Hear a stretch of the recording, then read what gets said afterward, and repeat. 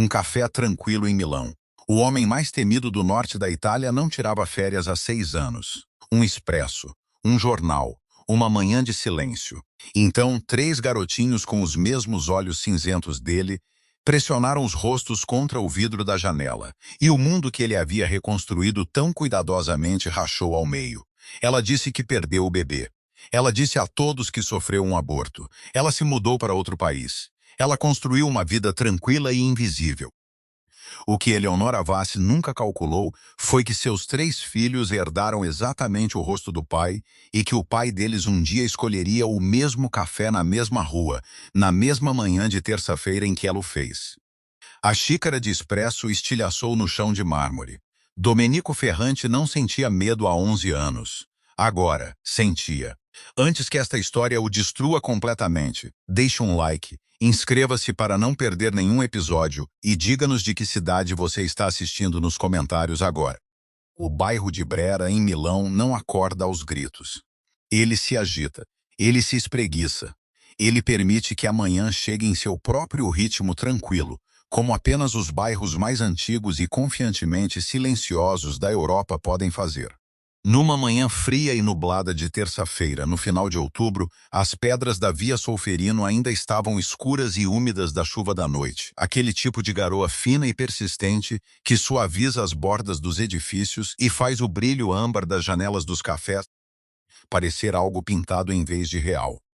As castanheiras que margeiam a rua começavam a render suas folhas, que se juntavam em pequenos aglomerados úmidos contra as cadeiras de ferro dos cafés, recolhidas para a estação. A cidade cheirava a pedra molhada, café torrado e aquele doce aroma esfumaçado característico do exaustor de uma padaria que paira do mesmo forno há 40 anos. O café Ferrante ocupava um canto estreito e elegante na Via Solferino. Sua marquise verde escura desgastada até a cor de musgo velho. Suas maçanetas de latão polidas todas as manhãs antes das 6 por um homem chamado Renato, que realizava essa tarefa exata há 31 anos. O interior do café era pequeno e deliberadamente inalterado. 3 fileiras de mesas com tampo de mármore, um longo balcão de mogno com uma máquina de expresso La Marzocco que custava mais do que os carros da maioria das pessoas, e paredes forradas com fotografias emolduradas de Milão, através das décadas que os clientes raramente examinavam de perto o suficiente para notar que a mesma família aristocrática de feições marcantes aparecia em quase todas elas. Era, por todas as medidas visíveis, uma instituição de bairro perfeitamente comum.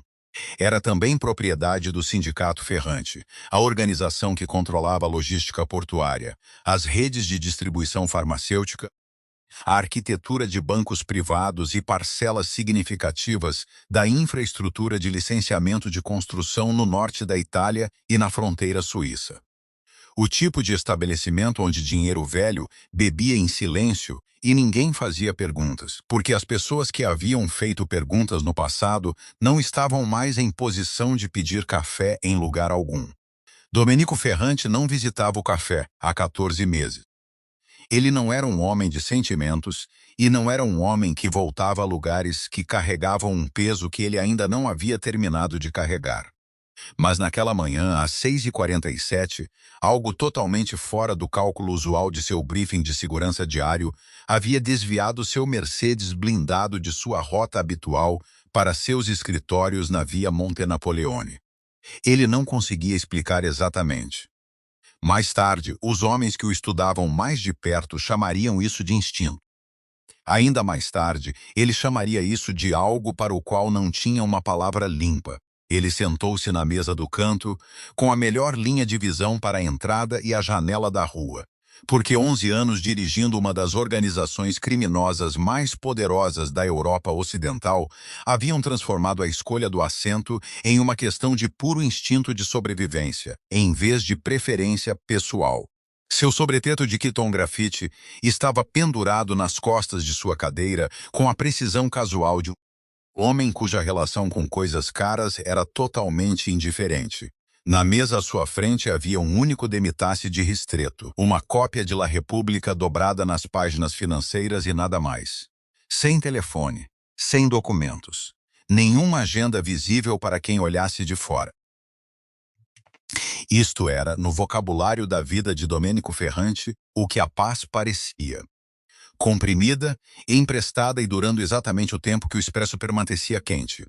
Seu subchefe, um homem de ombros largos chamado Nico, que estava com ele desde os 19 anos, fazendo favores para o pai de Domênico, sentou-se 2 mesas adiante, fingindo estudar um cardápio que ele já havia memorizado. 2 soldados à paisana flanqueavam a entrada do lado de fora, com as golas levantadas contra o frio de outubro, parecendo homens esperando um bonde. Renato, atrás do balcão, movia-se com a graça lenta e praticada de um homem que entendia instintivamente que a resposta correta à presença de Domênico Ferrante era fazer um excelente café e não fazer perguntas de forma alguma. Renato conhecia Domênico desde que o garoto tinha 7 anos e entrava nas manhãs de sábado com o pai para roubar cornete da bandeja de doces, enquanto os adultos conversavam de negócios nos fundos. Ele viu o garoto se tornar um jovem, e o jovem se tornar algo mais duro e distante após a morte de seu pai. E ele viu Domênico rir, genuinamente e sem reservas, exatamente uma vez nos últimos 11 anos, durante os 14 meses em que a mulher germano-italiana de olhos sérios e desenhos arquitetônicos costumava entrar nas manhãs de quarta-feira e discutir com Domênico sobre a integridade estrutural das cornijas renascentistas por cima de um cappuccino. Depois que ela foi embora, o riso foi com ela. Renato não perguntou sobre ela. Renato entendia quais perguntas não eram feitas no café Ferrante. O expresso estava pela metade quando a fragrância chegou. Veio pela fresta da porta que um cliente que saía deixar aberta por um tempo um pouco longo demais, trazida pelo ar úmido de outubro de algum lugar na calçada do lado de fora. Era fraca, era breve. Era também, com uma precisão absoluta e implacável, o aroma exato do Timbuktu da L'Artisan Parfumeur, uma fragrância tão específica e descontinuada que Domênico uma vez gastou um esforço considerável para localizar e comprar as últimas 3 garrafas disponíveis em Milão, porque a mulher que a usava mencionara uma vez, baixinho e sem expectativas, que estava quase sem. Ele as apresentou a ela embrulhadas em papel pardo sem cartão, porque ele ainda não havia aprendido a dar coisas sem fazê-las parecer transações. Ela riu do embrulho e guardou as garrafas em fila na prateleira do banheiro. Ele não sentia aquele perfume há 11 anos. A mão de Domênico apertou o Demitasse. O jornal não se moveu. Sua expressão não mudou de forma alguma que um observador casual pudesse detectar. Mas Nico, do outro lado da sala, viu a particular qualidade de quietude que se instalou nos ombros de seu chefe, e ele se endireitou quase imperceptivelmente em sua cadeira, sua mão se movendo uma fração de centímetro mais perto do interior de sua jaqueta. Domênico olhou lentamente para a parede de vidro frontal do café. 3 garotinhos estavam pressionados contra a janela. Tinham aproximadamente 8 anos e eram idênticos, não parecidos, não semelhantes, mas idênticos da forma que apenas as mais enfáticas declarações da natureza são. Eles apontavam para os doces na vitrine de vidro, davam cotoveladas um no outro, a respiração deles embaçando pequenos círculos no vidro frio. Um deles estava aparentemente defendendo o corneto ao ciocolato, com um nível de gesticulação apaixonada que sugeria que ele se sentia muito fortemente sobre o assunto. O segundo ria de algo que o terceiro havia dito. O terceiro simplesmente observava os doces com uma expressão calma e avaliadora que parecia, com uma precisão que parecia um golpe físico no externo, exatamente a expressão que Domênico via todas as manhãs em seu próprio espelho. Porque os 3 meninos tinham os olhos dele, não olhos parecidos, não olhos de cor comparável, os olhos dele. A tonalidade específica de cinza ardósia que sua mãe chamava de luz de lobo por toda a vida, uma cor tão incomum que ela lhe disse uma vez, com uma mistura de orgulho e superstição, que aparecia na linhagem Ferrante uma vez por geração e sempre na criança que a família mais precisava. A mandíbula quadrada em 3 rostos pequenos. O pico de viúva de seu avô traçado em miniatura acima de 3 testas idênticas. As mãos dele, de dedos finos e nós quadrados, enlaçadas contra o lado de fora do vidro frio. O Demitasse atingiu o chão de mármore. O som foi pequeno e limpo, o tipo de som que, em qualquer outro contexto, teria sido insignificante. Um pequeno acidente de café. Um momento de inconveniência.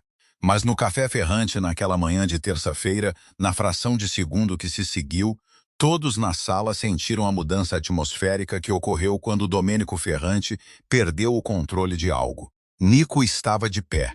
Renato parou de se mover. Os dois soldados do lado de fora viraram-se para a janela em uníssono. E os três garotinhos na janela, assustados com o barulho, desviaram o olhar dos doces e olharam diretamente pela janela para o homem sentado na mesa do canto. Houve um momento de completa quietude. Então o menino da esquerda inclinou a cabeça num ângulo tão precisamente, tão inconfundivelmente familiar, que Nico fez um som no fundo da garganta que negaria completamente mais tarde. E Domênico Ferrante, que não sentia medo desde a noite, 11 anos atrás, quando sentou-se no escuro de sua vila em Lake. Como e entendeu pela primeira vez o que significava destruir algo insubstituível, sentiu isso agora com uma totalidade que fez as décadas passadas de ameaças, guerras e consequências parecerem inconveniências menores. A porcelana ainda balançava no chão de mármore. O expresso se espalhava em um arco escuro e lento pelo ladrilho. E em algum lugar do outro lado daquele vidro, na calçada úmida de outubro da Via Solferino, estava a mulher que partira, usando um perfume que ele nunca conseguiu deixar de reconhecer. A porcelana parou de balançar. O expresso terminou sua lenta e escura propagação pelo pálido piso de mármore e ficou imóvel. Todo o café prendeu a respiração naquele silêncio particular e carregado que se segue a um momento que ninguém presente sabe bem como classificar. Renato tinha um pano na mão, mas não se moveu em direção à bagunça, porque em 31 anos observando Domênico Ferrante, ele desenvolveu um instinto para reconhecer os momentos em que se aproximar do homem sem convite trazia consequências genuínas. Nico havia se levantado parcialmente de sua cadeira, uma mão dentro da jaqueta, seus olhos realizando uma rápida avaliação de ameaças da rua além do vidro. Os dois soldados do lado de fora haviam se virado para dentro, seus corpos angulados em direção à entrada do café, esperando um sinal que ainda não havia chegado. Domênico também não se movia. Ele sentou-se com a mão ainda estendida sobre o espaço vazio onde estava o Demitasse, dedos abertos, como se seu corpo ainda não tivesse recebido a instrução de baixar o braço. Seus olhos estavam fixos nos três meninos na janela, com uma expressão que Nico passaria o resto do dia tentando encontrar uma palavra e eventualmente abandonaria a tentativa completamente. Não era a expressão de um homem realizando uma avaliação de ameaças. Não era a expressão de um homem calculando opções ou preparando respostas. Era a expressão de um homem cuja inteira arquitetura de certeza havia acabado de ser atingida por algo que nunca foi projetada para suportar. Sua mente fazia o que sempre fazia sob pressão. Contava, media, processava. 11 anos desde que Alera deixou a Itália. 8 anos, aproximadamente, desde a idade que os meninos... O que colocaria seu nascimento na janela de tempo em que ela ainda estaria carregando as consequências de sua última conversa. 14 meses de noivado, antes do fim que ele entregou no corredor da vila em Lake, como com os documentos fabricados de sua tia em mãos e um frio no peito que ele confundiu, na época, com resolução necessária. 3 semanas ele agora percebia com uma clareza matemática que parecia engolir vidro quebrado. Era o tempo de gestação que uma mulher talvez ainda não soubesse que estava grávida.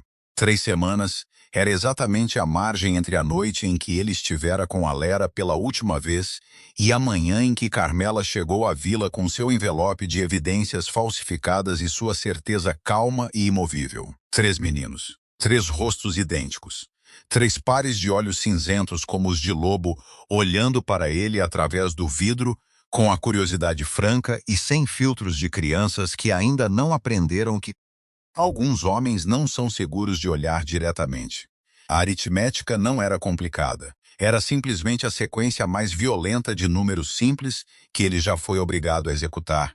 Nico disse seu nome uma vez, baixinho. Domênico não respondeu. Ele estava observando o mais alto dos 3 meninos, o da esquerda, que inclinou a cabeça naquele ângulo preciso e habitual, e agora o observava através do vidro com uma expressão de avaliação calma e metódica que parecia tão precisamente a expressão que o próprio pai de Domênico usava quando estava decidindo algo importante, que o reconhecimento disso produziu uma sensação física em algum lugar atrás do externo de Domênico que ele não conseguia categorizar imediatamente. Ele não sentia nada naquele local em particular há muito tempo. Então a porta do café se abriu e a fragrância chegou em sua plenitude em vez de em sugestão, e todo o corpo de Domênico entendeu antes que sua mente terminasse de processar, porque o corpo se lembra de coisas que a mente passou 11 anos tentando arquivar em salas lacradas. Ela entrou do frio com um saco de papel pardo de mantimento sob o braço esquerdo e 3 garotinhos se aglomerando em torno dela no momento em que apareceu, como planetas se organizam em torno de um centro gravitacional sem serem solicitados. Ela usava um casaco de lã creme escolhido para o calor em vez de impressão e botas de couro de salto baixo que clicavam suavemente no piso do café. Seu cabelo loiro escuro estava preso de forma prática e não sentimental, como uma mulher cujas manhãs não deixavam tempo para decisões sobre aparência. Ela tinha 36 anos e parecia alguém que tomou muitas decisões difíceis e as carregou sem reclamar, o que deu ao seu rosto uma qualidade de força calma e comprimida que não estava lá aos 27 anos. Ela era, nos termos mais simples, mais ela mesma do que jamais fora quando ele a conheceu, e o reconhecimento disso o atingiu com uma crueldade particular que ele não antecipara. Ela olhava para o saco de mantimentos, ajustando o aperto, dizendo algo baixo e caloroso ao menino à sua esquerda sobre o corneto que ele aparentemente ainda estava reivindicando, quando o garoto mais alto puxou sua manga e disse algo que Domênico não conseguiu ouvir através do ruído ambiente do café. Ela se endireitou. Ela olhou para cima. E seus olhos, a tonalidade particular de âmbar escuro em que ele passou 11 anos, tentando não pensar com sucesso, encontraram os dele do outro lado da sala com a precisão instantânea e horrível de 2 pessoas que nunca perderam totalmente sua consciência espacial uma da outra, independentemente de quantos anos e países foram colocados entre elas. O saco de mantimentos não caiu dramaticamente. Ele escorregou, pego por seus próprios reflexos antes de atingir o chão, segurado de volta contra seu corpo com os 2 braços em um gesto que parecia, para qualquer um que observasse, simples desajeitamento. Mas Domênico observou a cor deixar o rosto dela em uma única e rápida retirada, como a maré recua de uma costa antes que algo significativo chegue. Ele observou sua mandíbula travar. Ele observou seus olhos realizarem, em menos de 3 segundos, a mesma aritmética violenta que ele mesmo acabara de completar, chegando à mesma soma aterrorizante e buscando, imediata e instintivamente, a única resposta que ela tinha disponível. Ela puxou os 3 meninos para trás dela. Não foi um gesto dramático. Não foi uma performance de alarme maternal.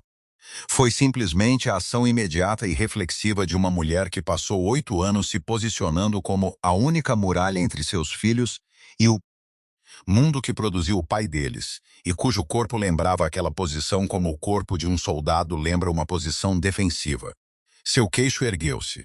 Seus braços se espalharam ligeiramente para os lados. E Domênico reconheceu a postura com uma precisão que fez algo em seu peito se contrair dolorosamente, porque era a exata postura que ela havia mantido no corredor da vila em Lake. Como na noite em que ele terminara tudo, parada com sua mala já feita e seu casaco já abotoado, recusando-se a implorar por uma explicação que merecia ser dada sem pedir. Ele estava de pé antes de ter tomado uma decisão consciente de se levantar. Nico estava imediatamente atrás dele. Domênico o parou com um único dedo erguido, sem olhar para trás, seus olhos ainda em alerta.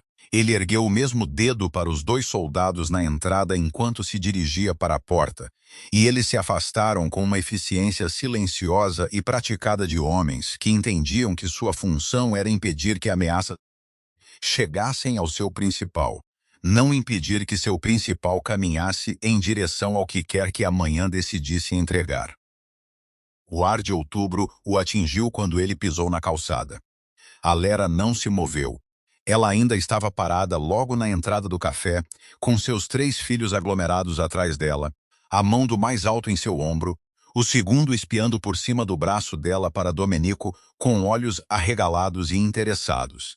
E o terceiro, o quieto, simplesmente observando por trás dela com aqueles olhos cinzentos precisos que liam o ambiente e que estavam atualmente realizando uma avaliação de Domenico que parecia mais completa do que a maioria dos briefings de segurança que ele recebia de profissionais treinados.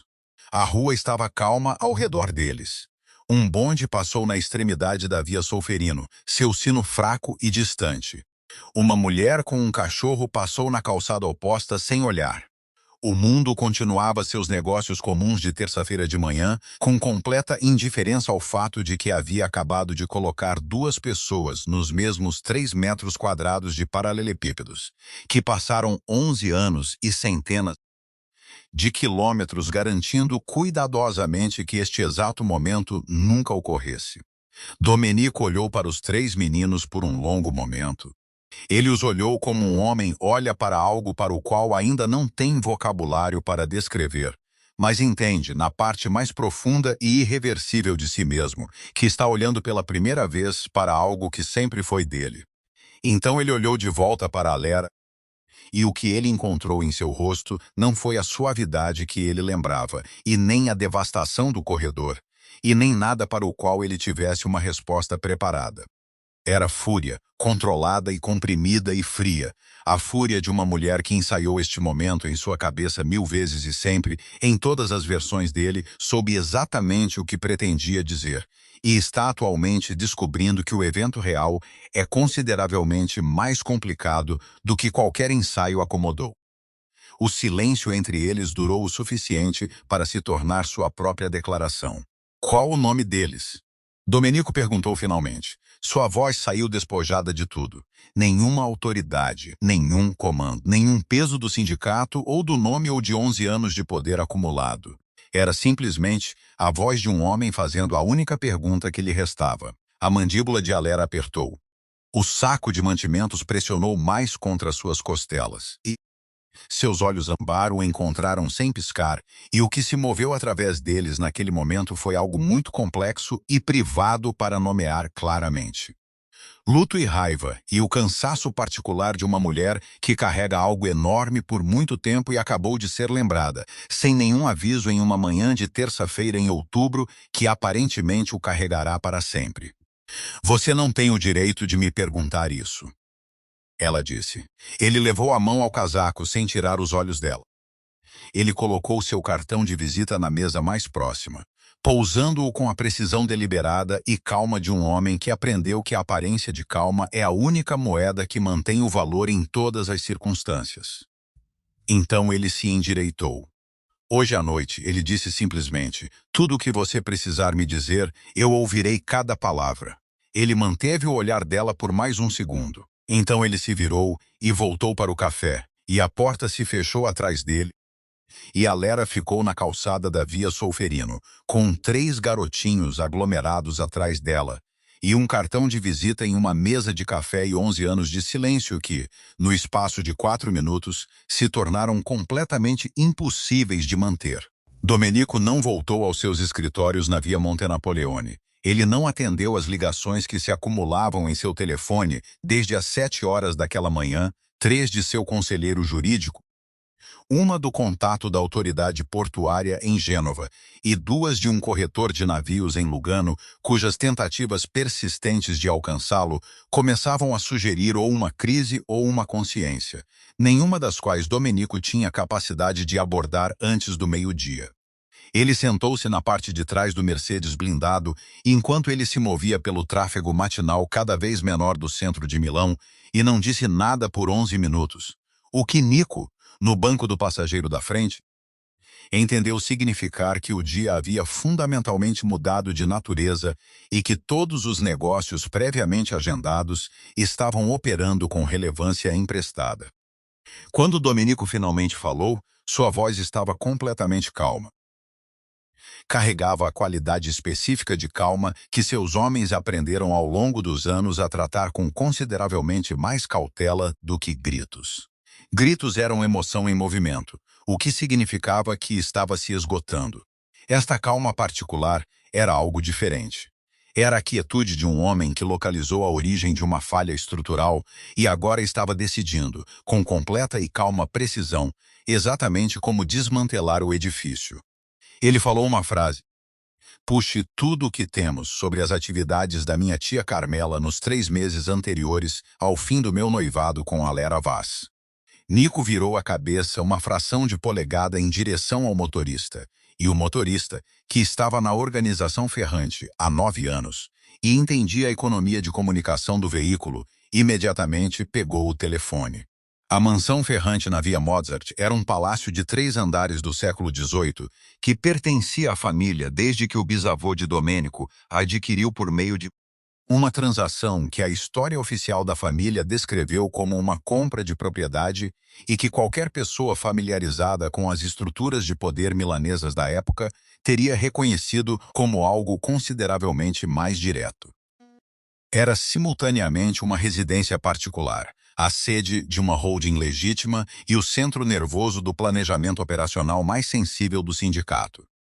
A biblioteca no térreo, forrada com primeiras edições que Domênico realmente lia e documentos legais que ele mantinha à vista, porque o lugar mais perigoso para esconder algo em uma casa bem revistada é à vista, era onde Sandro trabalhava.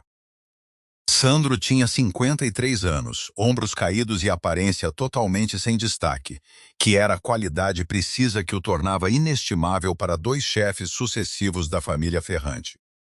Ele era o especialista em inteligência forense da organização, um homem que podia reconstruir uma conspiração financeira a partir de uma sequência de entradas de calendário excluídas e uma única transferência eletrônica anômala, como um restaurador reconstrói um afresco a partir de fragmentos de pigmento em uma parede em ruínas. Ele tinha um café perpetuamente à sua esquerda, que nunca terminava, e um sistema de unidades externas criptografadas dispostas em sua mesa em uma ordem que parecia aleatória e não era. Quando Domênico chegou à mansão e disse o que precisava, Sandro olhou para seu chefe por um momento por cima da borda de seu café inacabado. Então assentiu uma vez e voltou para suas telas sem fazer nenhuma das perguntas que estavam claramente visíveis atrás de seus olhos. O que Sandro começou a desenterrar nas horas seguintes chegou em pedaços. Como danos estruturais sempre se revelam gradualmente assim que você sabe contra qual parede pressionar.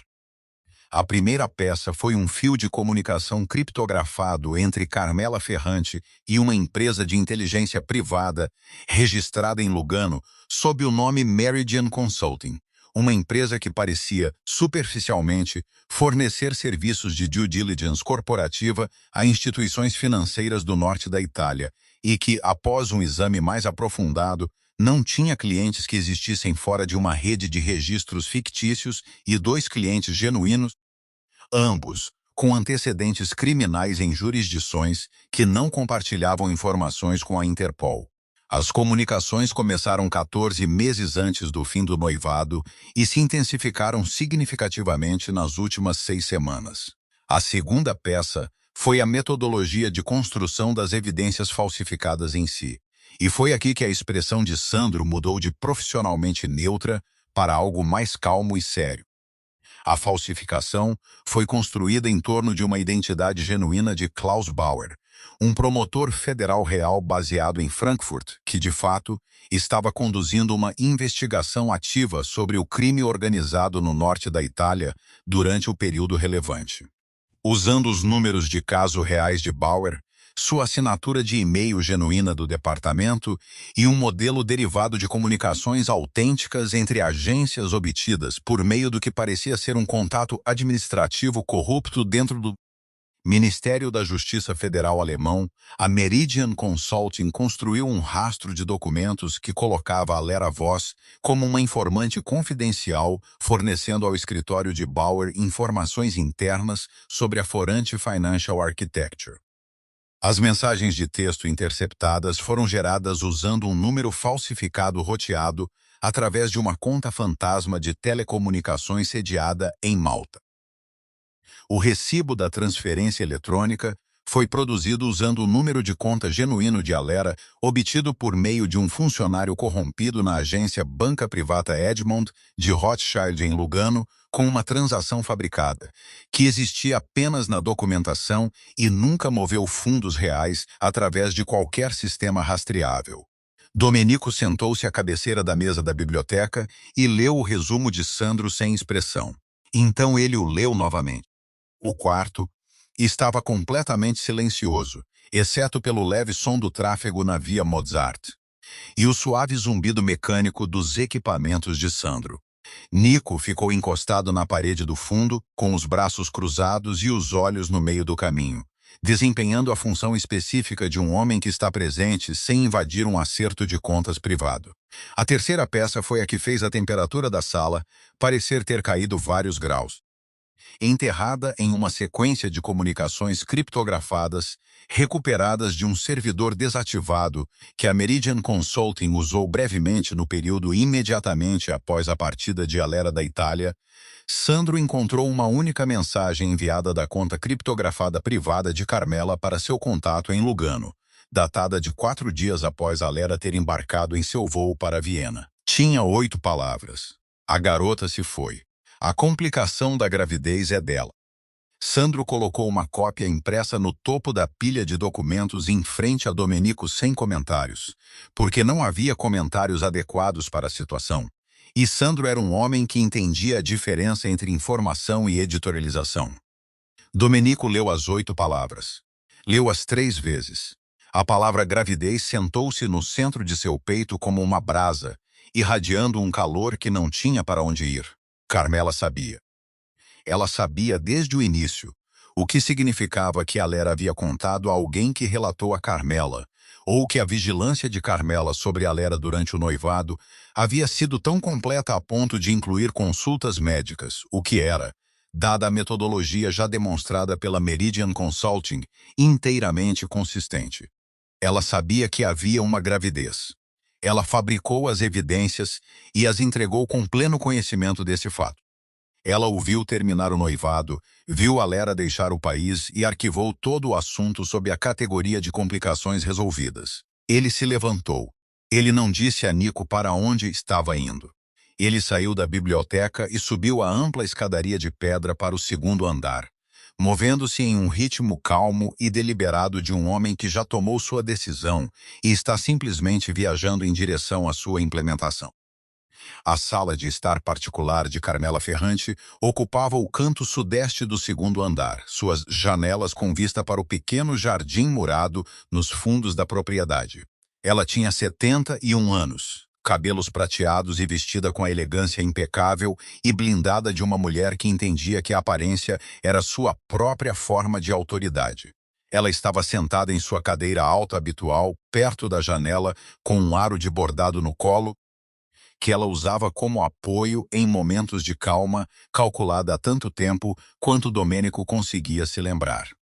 Ela olhou para cima quando ele entrou sem bater, e sua expressão registrou sua chegada com um ajuste calmo e fracionado que um estranho teria confundido com serenidade, e que Domenico reconheceu, tendo estudado seu rosto ao longo da arquitetura de negociação de sua vida inteira, como a quietude particular de uma mulher que estava esperando por uma versão desta conversa e havia se preparado adequadamente.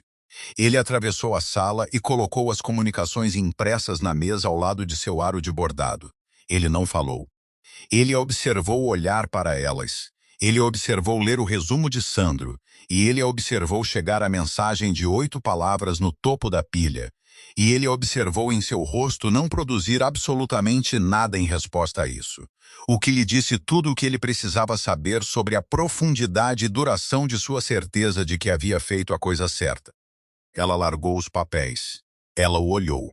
E então ela fez algo que Domenico não antecipara, porque ele antecipara a negação, ou desvio, ou a marca específica de contrição estratégica que Carmela empregava quando uma posição se tornava taticamente insustentável. Em vez disso, Ela o justificou. Quietamente, diretamente e com a convicção absoluta de uma mulher que passou 11 anos vivendo confortavelmente dentro de seu próprio raciocínio. Ela disse a ele que a Lera o teria levado para longe de tudo o que seu pai construiu.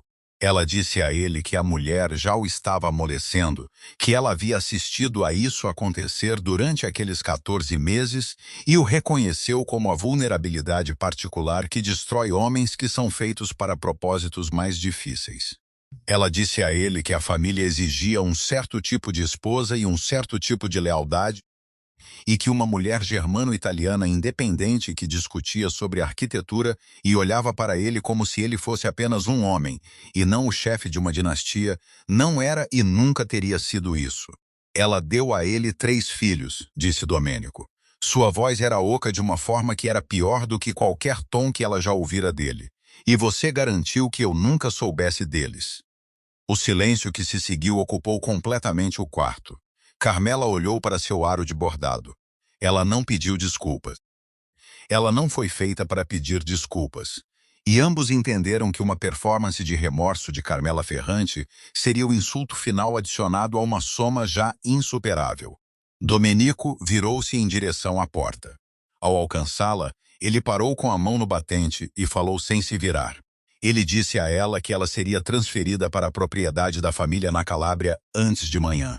Ele disse a ela que seu acesso a todas as contas Ferrante, infraestrutura de comunicação e contatos organizacionais seria revogado imediatamente e completamente. Ele disse a ela que se ela tentasse contatar alguém dentro da organização sem sua autorização prévia explícita, ela descobriria que sua paciência não se estendia a pessoas que roubaram seus filhos dele, independentemente do sangue que compartilhavam. Ele não levantou a voz. Ele não se virou. Ele saiu do quarto e fechou a porta atrás de si com uma quietude que era consideravelmente mais final do que qualquer estrondo poderia ter sido, e o som de seus passos descendo a escadaria de pedra desvaneceu-se no silêncio composto e caro da casa, deixando Carmela sozinha em sua sala de estar com seu bordado e 11 anos de certeza que começavam, pela primeira vez, a aparecer da forma errada. Lila não havia tocado a taça de vinho tinto que havia servido 40 minutos atrás. Ela estava sobre a mesa da cozinha ao lado do cartão de visitas de Domênico, ambos ocupando o mesmo pé quadrado de superfície de carvalho desgastado, com uma atenção particular de objetos que foram colocados em proximidade contra seu melhor julgamento. O apartamento no distrito de Navigli era pequeno e aquecido, suas paredes carregando o caos organizado de uma vida construída inteiramente em competência e amor e muito pouco tempo livre. Desenhos arquitetônicos estavam fixados acima da pequena mesa no canto. 3 pares de chuteiras estavam alinhadas ao lado da porta da frente em ordem crescente de tamanho, o par maior já começando a se desfazer na ponta esquerda, que ela vinha querendo substituir há 2 semanas, e não havia encontrado a hora para fazê-lo. Desenhos que os meninos fizeram na escola estavam grudados na geladeira com ímãs em forma de azulejos portugueses que sua avó enviou do Porto. O apartamento cheirava ao molho de tomate que ela fez para o jantar e ao particular cheiro quente, habitado de um lar que foi moldado pelo amor das pessoas que vivem nele. Em vez de projetado de fora, os meninos dormiam. Ela havia verificado 3 vezes. Ela ligou para Beatrice às 21h45. Beatrice estava no Porto, amiga dela há 12 anos, uma arquiteta ferozmente prática, sem paciência, para o que ela descrevia como o hobby caro de carregar coisas que poderiam ser deixadas de lado. A conversa durou 22 minutos, e a parte útil dela foi essencialmente uma declaração longa, afetuosa e inteiramente precisa, entregue no tom particular que Beatrice reservava para ocasiões em que a Lera estava falando consigo mesma sobre algo necessário. Beatrice disse a ela que se ela não fosse a esse jantar e dissesse tudo o que estava carregando há 8 anos, ela passaria o resto da vida reorganizando o peso em vez de colocá-lo de lado. Ela disse a ela que 3 meninos com o rosto do pai deles e entender de onde esse rosto vinha. Ela disse a ela que aparecer não era perdão e não precisava ser, e que a Lera estava confundindo as duas coisas porque ela estava assustada, o que era totalmente razoável, mas não era uma razão suficiente para ficar em casa. A Lera desligou, olhou para o cartão de visitas por mais 4 minutos e então foi buscar seu casaco. O endereço a levou a uma rua estreita e sem marcações, no bairro de Porta Venezia, a um restaurante que ela nunca tinha visto listado em lugar nenhum, seu exterior deliberadamente sem destaque, sua única janela iluminada calorosa contra o ar frio da noite. Não havia seguranças visíveis, embora ela não fosse ingênua o suficiente para acreditar que a escuridão circundante não estava ocupada. Lá dentro, uma única mesa estava posta para dois, uma vela, nenhum menu. E da cozinha, flutuando pelo interior quente com um imediatismo que a parou na porta, vinha o cheiro de tagliatelle caseira com manteiga de trufas e coelho cozido lentamente. O exato prato que sua avó fazia no primeiro domingo de cada mês no Porto, uma receita que ela descrevera a Domênico uma vez, brevemente, durante uma conversa sobre infância e conforto que ela não percebera que ele estava memorizando. Foi a coisa mais desarma que ele poderia ter feito, e ambos entenderam isso perfeitamente. Ele se levantou quando ela entrou. Ele usava um suéter escuro em vez de um paletó, o que ela reconheceu imediatamente como uma remoção deliberada de armadura, e o reconhecimento da deliberadeza a fez simultaneamente grata e mais guardada, porque um homem que entendia quais gestos importavam era uma proposição mais complicada do que um homem que não entendia. Ele puxou a cadeira dela. Ele serviu vinho para ela sem perguntar. Ele sentou-se à frente dela. E ele não começou com um pedido de desculpas ou uma explicação ou qualquer uma das coisas preparadas e gerenciáveis para as quais ela estava se preparando durante toda a caminhada. Ele colocou uma pasta na mesa entre eles. Abriu-a e virou-a para ela sem uma palavra. Ela olhou para os documentos de Sandro. Ela leu as comunicações de Carmela com a Meridian Consulting. Ela leu a metodologia da falsificação, as mensagens falsificadas, a transferência eletrônica fabricada construída em torno de seu próprio número de conta genuíno. Ela leu a mensagem de 8 palavras enviada 4 dias depois que ela embarcou em seu voo para Viena. A garota se foi. A complicação da gravidez é dela. A vela entre eles não se moveu. O restaurante estava completamente silencioso.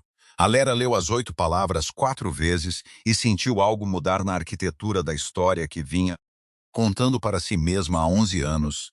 Não desmoronar, não se dissolver, mas mudar como um prédio se acomoda quando um peso que ele vinha carregando é finalmente, parcialmente, redistribuído. A raiva não desapareceu. Não era o tipo de raiva que desaparece porque foi explicada. Mas sob ela, liberado pela explicação, havia algo cru e mais honesto. E chegou não como alívio, mas como luto. O luto específico e exaustivo de entender claramente, pela primeira vez, as dimensões exatas do que havia sido roubado. Ela fechou a pasta. Ela o olhou através da vela. Seu rosto estava completamente aberto de uma forma que ela raramente via, o controle cuidadoso e habitual dele deixado de lado com uma deliberadeza que lhe custava algo visível. E ela entendeu que era isso que ele decidira trazer para a mesa em vez de poder ou justificativa, que era a única moeda que ela poderia ter aceitado. Ela contou a ele sobre Viena.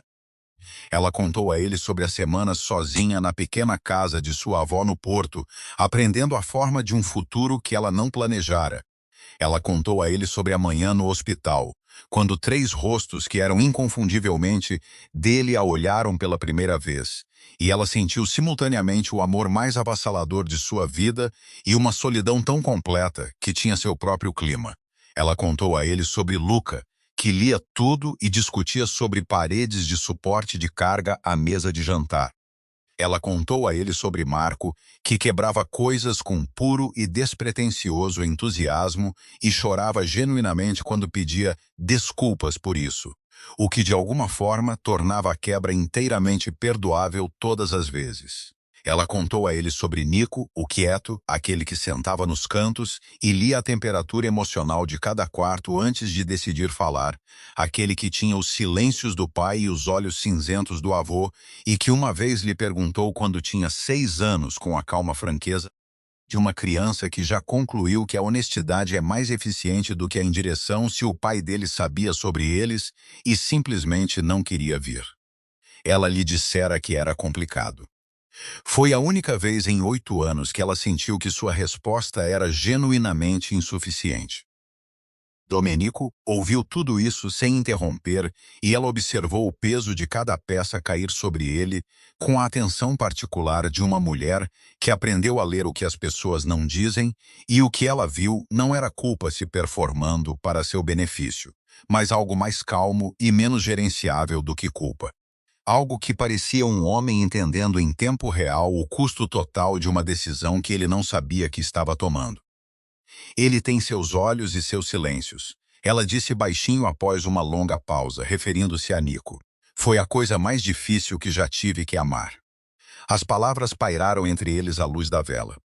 Domenico olhou para ela por um momento, com uma expressão para a qual ela não tinha uma categoria limpa. Então o telefone dele vibrou na mesa e ela viu seu rosto fechar como uma persiana, a abertura se retirando em menos de um segundo, substituída por algo duro e alerta.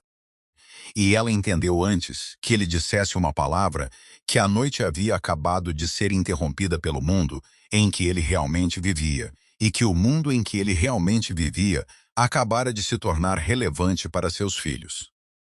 A propriedade ferrante, nos arredores de Bérgamo, ficava atrás de um muro de pedra de 3,6 metros que existia desde o século XVIII e havia sido discretamente reforçado com materiais balísticos modernos nas décadas, desde que Domenico assumiu a liderança da família. Era o tipo de propriedade que parecia da estrada ser simplesmente uma casa de campo muito grande, muito antiga e muito privada. Não era. A ala de hóspedes havia sido preparada com uma velocidade e perfeição que disseram a Alera tudo o que ela precisava saber sobre o quão seriamente Domenico tratava uma ameaça assim que ele a nomeava. 3 quartos abastecidos com roupas nos tamanhos corretos, prateleiras de livros, uma cesta de bolas de futebol perto da porta e uma cozinha já com o cheiro de pão quente e chocolate quente. Ela não agradeceu por isso. Ela notou, catalogou e não disse nada, porque a gratidão parecia prematura, e ela ainda não estava pronta para dar nada que se assemelhasse a ela.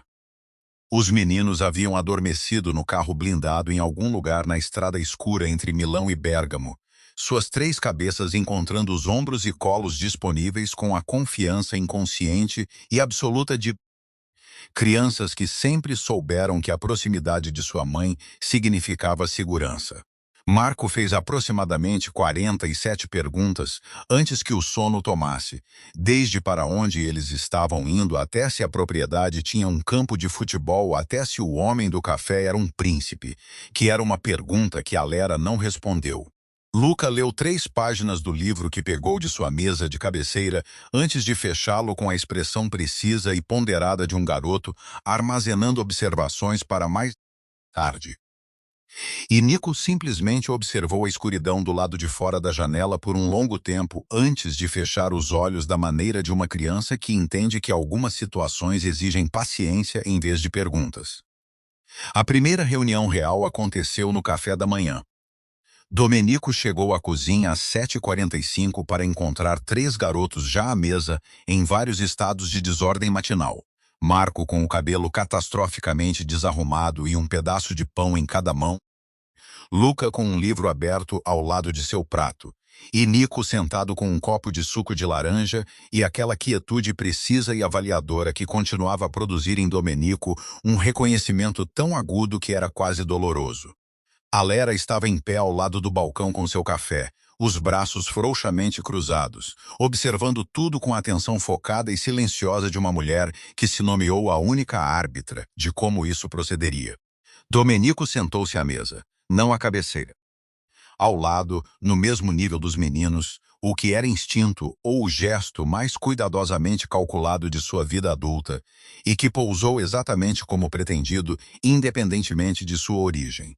O silêncio durou aproximadamente 4 segundos antes que Luca olhasse de seu livro e falasse com um tom direto e confirmador de hipótese de uma criança que já fez seu raciocínio e simplesmente requer confirmação.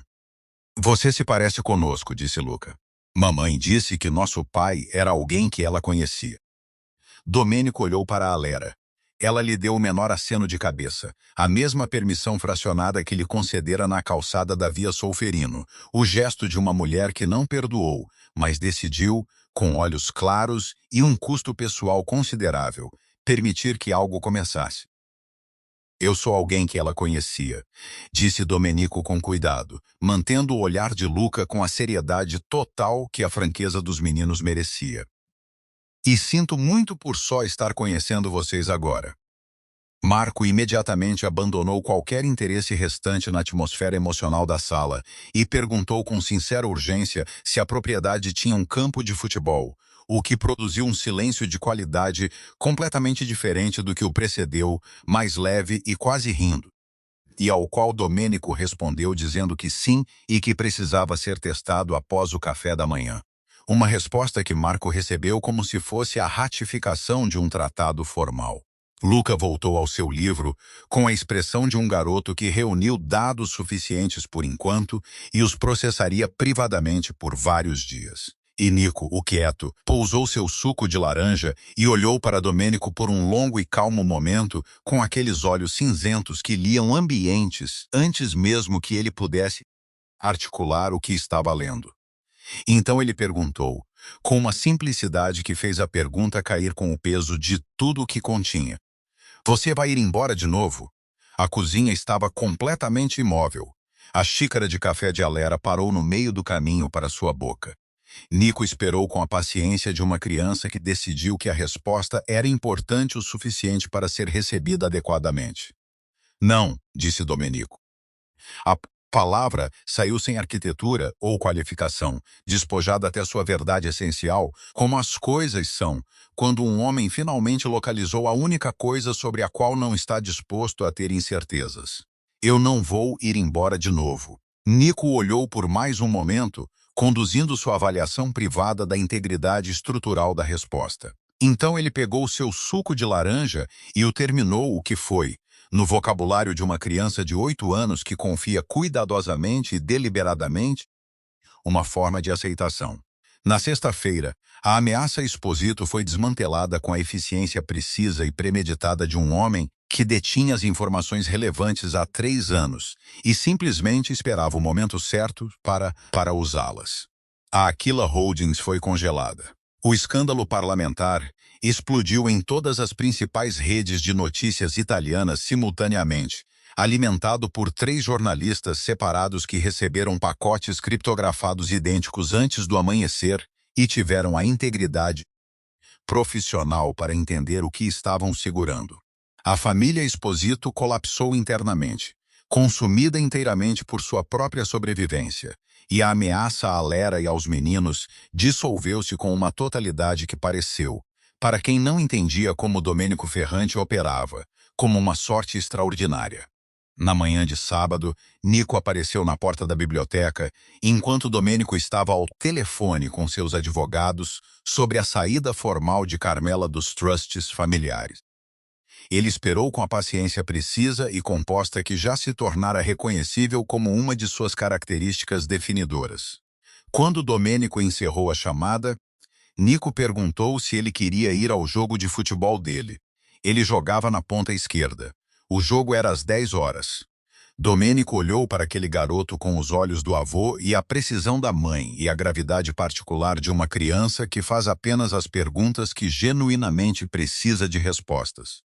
Então ele olhou para a Lera, que estava no corredor com o casaco já vestido, e aquela pequena expressão cuidadosamente mantida, que começava, em suas bordas, a carregar algo mais quente do que neutralidade. Ela manteve o olhar dele por um momento e lhe deu um aceno. Ponta esquerda, disse Domênico, olhando de volta para seu filho. Estarei lá.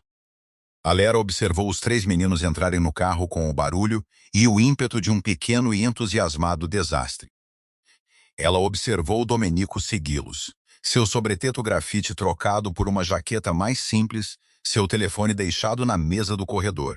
Toda a sua postura carregando uma qualidade que ela não via nele antes e que ela reconheceu com uma ternura complicada e relutante, como a leveza específica de um homem que acabou de descobrir para o que ele foi realmente construído. Alguns impérios, ela pensou, observando o carro sair do pátio de pedra para a pálida manhã de Bérgamo, são construídos de ferro e sangue. O que está começando aqui seria construído com algo consideravelmente mais difícil. Aparecer, todos os sábados, pelo resto de sua vida. Se esta história partiu seu coração e depois o recompôs silenciosamente, aperte o botão de curtir, inscreva-se para nunca perder uma história como esta e deixe sua cidade nos comentários abaixo. Queremos ver de que lugar do mundo nossa família está assistindo. Lemos todos eles.